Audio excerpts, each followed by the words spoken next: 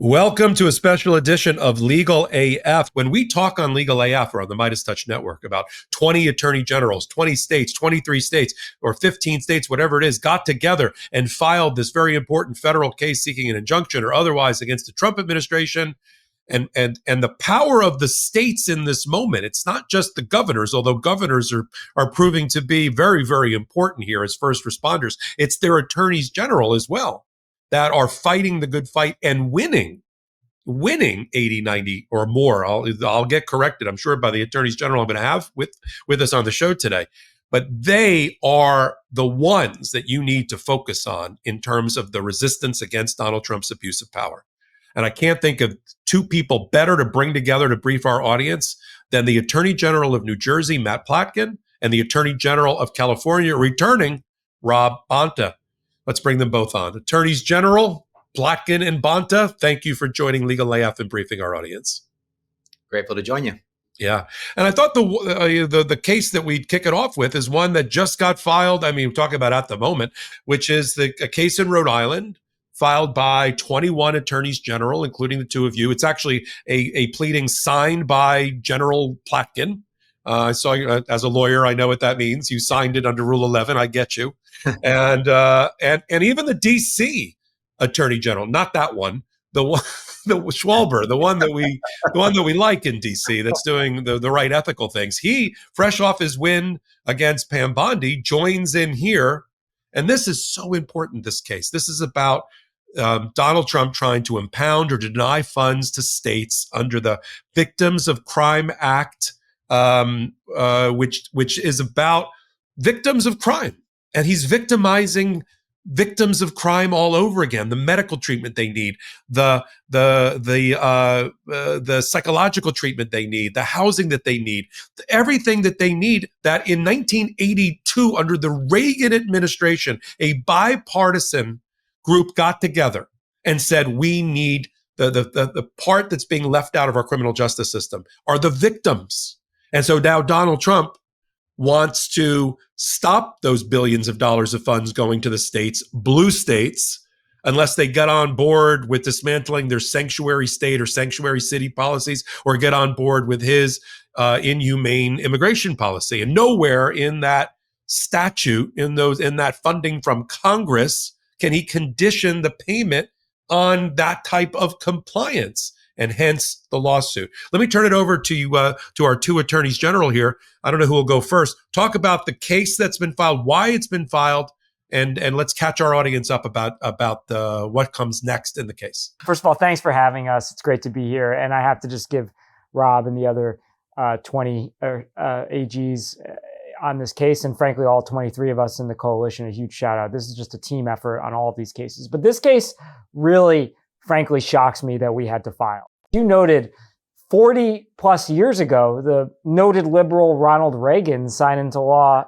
the Victims of Crime Act because we as a nation were not supporting people who had gone through these unimaginable horrors. We're talking about sexual assault victims, victims of domestic violence, gun violence victims, child sex abuse victims. These are the types of people and their families and loved ones who benefit from this program. It supports them in moments of need. I can't think of something that is less political than that. And yet here we are, for the first time ever, having an administration say, unless you bend the knee and do something that courts and Congress have said you don't have to do with respect to mass immigration enforcement, we're not going to fund your victim services. We're going to tell these incredibly vulnerable people that they're out of luck. I think it's unconscionable. And I think this case, among all of the cases we've done, is frankly the most shocking that we've had to file. Here's a quote before we turn to General Bonta. Here's a quote from your complaint. Paragraph 1, page 1. VOCA, Victims of Crime Act, created a series of grant programs to enable states to provide critical resources and services to victims and survivors of crime as they sought to recover and restore normalcy. Victim and witness advocacy services, emergency shelter, sexual assault forensic exams, medical, funeral, and burial expenses, compensation for lost wages, and much more. And that funding stream has now been cut off. And is it any shock to this panel that the administration that did it is our felon in chief? the person who's been adjudged to be a sexual abuser himself, who's been accused under oath by numerous women of having attacked them. He has a trail of victims behind him. Is it any shock that it's this administration that's victimizing the victim once again? No surprise or shock, tragically and sadly, but still no less painful to see the Trump administration, Mr. Trump himself, victimize the victims, turn his back on victims, devalue them, treat them as pawns in his political game, as he tries to leverage states to do things that are unlawful and unconstitutional and harms victims in the process. And that first paragraph in the complaint really lays it out, that we're talking about shelter and food and clothing for victims. We're talking about their healing journey, trauma-informed care and mental health care. We're talking about forensic exams. We're talking about burying burial expenses and funeral expenses for a loved one. And these people have experienced the worst thing they will ever experience in their life, something that's unimaginable to so many of us. And they deserve support and services and programs to help them in their healing journey. And he is turning his back on them. It is unfortunately very characteristic, as you properly point out, Michael, about who he is and consistent with his brand, but it is no less wrong. It is immoral, and yes, it is illegal. And so we have filed our 39th lawsuit in 30 weeks because that's how many times this president has violated the law. It has been blatant. It has been brazen. It has been consistent. It has been frequent. More than once a week, we've had to sue him. We don't want to sue him, but we will sue him when he breaks the law, when he violates the Constitution. That is non-negotiable for us. I assume, Attorneys General, that a large percentage of the victims here are women. More than, right? I'm not trying to stump you with statistics, but I assume it's a larger percentage women than men in that victim pool. Yeah, we know that obviously when you think about domestic violence, sexual violence, that women are disproportionately affected. But, like Rob, I started out my career working with, it's originally what got me into public service was working with victims of gun violence. I cannot fathom the idea that you would weaponize the federal government against these people. I mean, they have endured unimaginable pain. And this is part of a pattern, as you noted. And this administration, which talks a big game about law and order, I think they're the most anti-public safety administration in American history at this point. Starting with day one, pardoning 1,500 January 6ers, including people who tased, assaulted, and ultimately resulted in the death of an officer who was born and raised in New Jersey, by the way. Continuing through various rounds of funding cuts, defunding the police, gutting critical programs like these. It's unbelievable to see them and the Attorney General of this nation talking about restoring law and order in the nation's capital with this charade, while at the same time they're gutting programs that keep people safe in states like New Jersey and California and all the others that joined us, which, by the way, I'll put our records up against the states that are sending National Guards men and women into harm's way in D.C. New Jersey, you're 6 times less likely to be shot and killed than you are in Mississippi, one of the states that's sending those National Guardsmen. So I think we have some credibility to talk about public safety, and this administration is making it harder for us to keep our residents safe. You see the federalization of the troops in D.C., apparently based on Bondi's new directive. It's supposed to be focused on immigration and homeless encampments. I thought there was a violent crime wave that was going on in D.C. that justified the takeover, right? Now I just see it's about the homeless problem issue. And that's what we're watching, right? We watch an administration that says one thing politically, and then when it comes time to either issue the directive or file the paper in court, they take a completely different position because they have to than what Donald Trump is trying to sell to the masses of MAGA, right? That's right. And DC, by the way, I mean, the statistics are not the friend of this federal administration. They don't like them. They deny them. They are truth deniers. The DC crime statistics show that they are at a 30-year low when it comes to violent crime and homicides, for example. And what they sell and what they do are always two different things, a huge gap and delta between them. And it's important to be truth seekers and truth tellers and reveal what they are actually doing. Here again, revealing the hypocrisy in the process. Tell our audience, Generals Bonta and Platkin, tell our audience about how big of a funding issue you're fighting over for them in this Rhode Island case. And then we can talk about the judge that's been assigned to the case. But how what are we talking about? How much money are we talking about that's being denied effectively blue states for redressing victims? Well, it's well over $1 billion nationally. It's a formula. And so it's actually not just blue states. And this is what gets me, because it's only blue states in the suit. By the way, 16 of the 20 states with the lowest level of gun violence in this suit. So, again, states with a pretty strong record on public safety. But it's not just blue states. And it's not like victims of crime. It's not like gun violence victims or domestic violence or sexual violence victims break down along partisan lines. You don't ask somebody their political identity when they walk in the door and said, I've been sexually abused. Everybody should care about those victims. And what I don't understand is how people can look at VOCA funds and say something that has existed since Ronald Reagan without controversy, reauthorized continuously without political debate. We shouldn't stand up for it simply because we're in the same political party as President Trump. That is a line that I can't accept. And the point that you just made is a great one, which is if you're successful, the red states who don't join with you, the red state attorneys general, are going to benefit from this ruling by Judge McConnell, right? Potentially.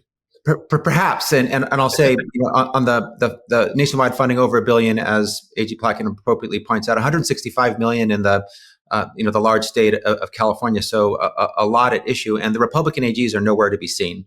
Cowering in the corner once again, craven and cowardly and feckless, and not standing up, but instead bending the knee to Trump and not fighting for the victims in their state. With the CASA decision, our birthright citizenship case that went up to the U.S. Supreme Court on the issue of universal injunctions, it might be that only the parties seeking relief, the 21 states here, will receive the relief. It might be that, again, the Republicans draft on the success and the fight of Democratic AGs and their constituents benefit. And I hope their constituents do. The victims in their states do benefit from the work that we do here, but they are not fighting for the people in their state. They are not fighting for victims' rights. They, like Trump, are anti-victim and turning their back on victims, while Democratic AGs and Democratic states are fighting for public safety. There's 27 Republican attorney generals. They have their own organization. I don't see them filing anything to help their people.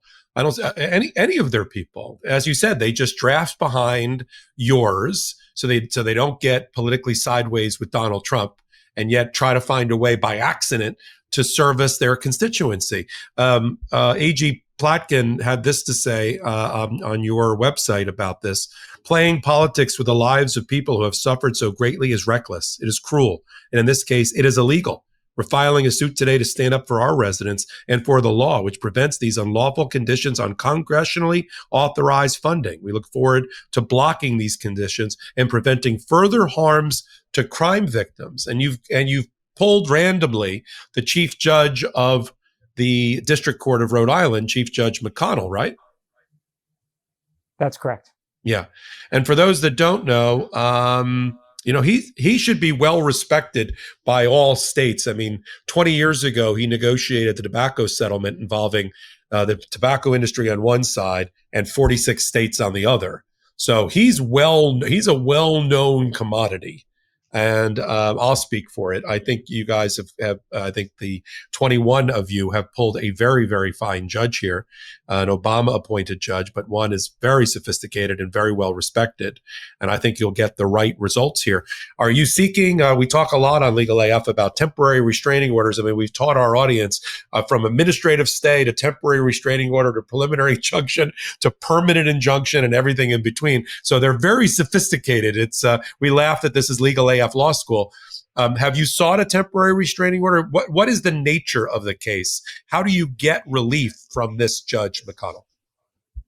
So we're not seeking yet temporary restraints or preliminary injunction. Obviously, we always reserve the right to seek emergent relief. What we're seeking is a declaratory judgment, essentially a judicial finding that the conditions that they're placing on these grants, basically forcing us to choose between accepting unlawful conditions or putting victims of crime at risk, are in fact illegal. as we have sought, by the way, in other cases involving transportation funding and healthcare funding and so on. And separately, we're seeking something called vacatur, which is to vacate the rule and restore the natural order here, which is that these applications should go forward without these unlawful conditions. Yeah, and that's what we'll have to follow. And once that ruling comes out, the loser, I don't think it'll be you folks, will end up taking an appeal. Is it the First Circuit Court of Appeals? Correct.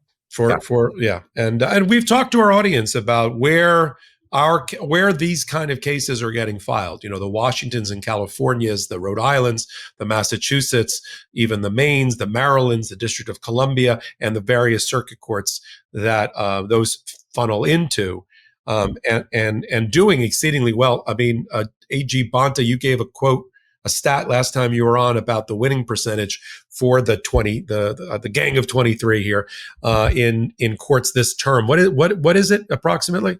It's over 90% now. When we have sought a temporary restraining order or a preliminary injunction and the court has ruled, we have won and secured those orders 19 out of 21 times.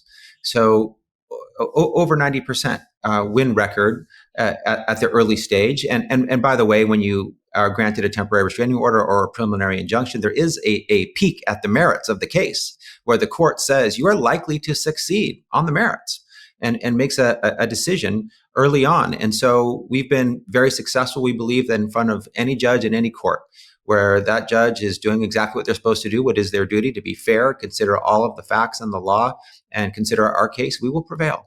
And we have had great success so far. We only sue when we believe the law or the Constitution has been broken or violated. If all we have is political grievance or policy or ideological difference, we can't and we won't sue. We sue when the president has broken the law and don't think it's a lot to ask that the president of the United States follow the law and comply with the Constitution. I just saw a statistic, the flip side of the one that you just gave, or consistent with it, the other side of the coin, that of all of the couple of hundred of executive orders that Donald Trump has issued, he's only been successful ultimately on 27% of them. Mm-hmm. When you take out the ones that have been blocked, the ones that are currently being litigated, there's a very small subset. I mean, they're important. I'm not saying they're not important, but this is the answer to the question, solving for that equation.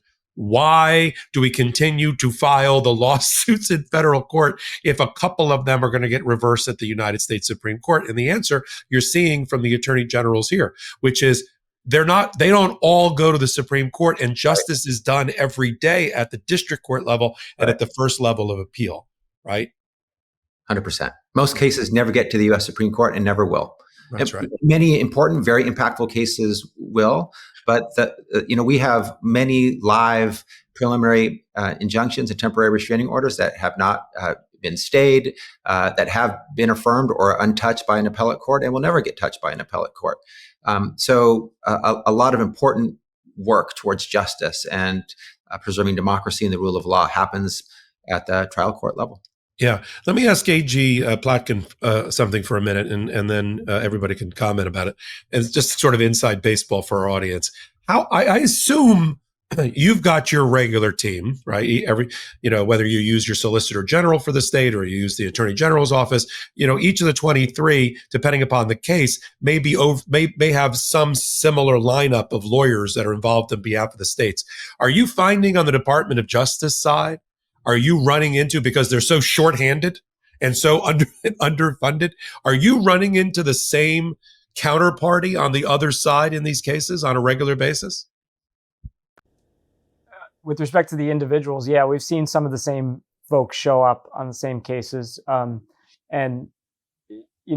Look, I guess you have to look yourself in the mirror when you keep losing cases, and I guess you keep going in and repeating the same efforts and get the same result. And I don't understand,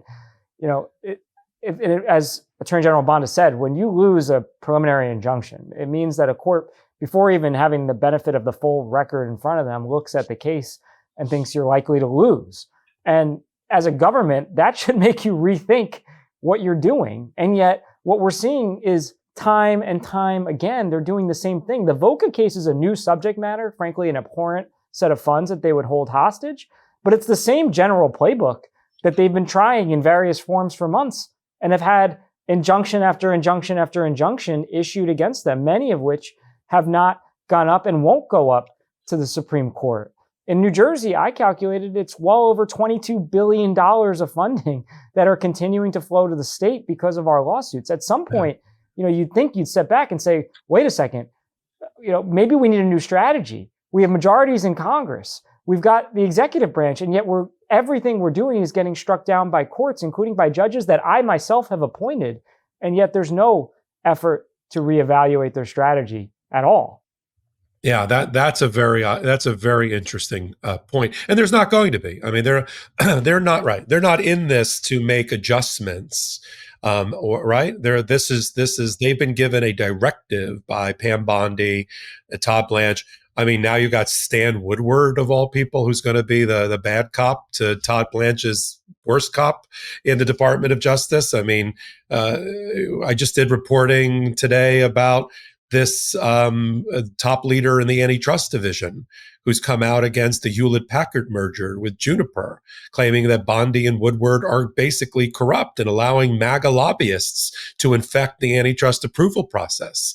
And he just gave that just off the cuff at a speech after he became a University of Notre Dame law professor. I mean, this is the administration that we will have for the duration. And I think our audience is just so honored and sleeps better at night knowing that attorney generals like Matt Platkin from New Jersey and Rob Bonta from California are on the job, along with 20 or 21 of their other attorneys general, and doing this work. And I'm so pleased, and I know our audience is too. I can just tell from the comments and from the views and all of that, to have the people that are in the trenches talking about these cases. As I joke, with my 35 years of federal trial experience, I can take them to the courthouse. I can even take them to the door of the courtroom, but I'm not in the courtroom filing the papers, signing the pleadings, making the motions, making the strategic and tactical decisions about how to defeat the Trump administration. Your folks are, and I'm so glad that you're here for us.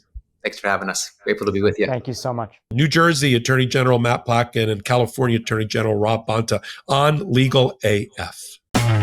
Can't get your fill of Legal AF? Me neither. That's why we formed the Legal AF Substack. Every time we mention something in a hot take, whether it's a court filing or a oral argument, come over to the Substack. You'll find the court filing and the oral argument there, including a daily roundup that I do called, wait for it, Morning AF. What else? All the other contributors from Legal AF are there as well. We got some new reporting. We got interviews. We got ad-free versions of the podcast and hot takes. Where? Legal AF on Substack. Come over now to free subscribe.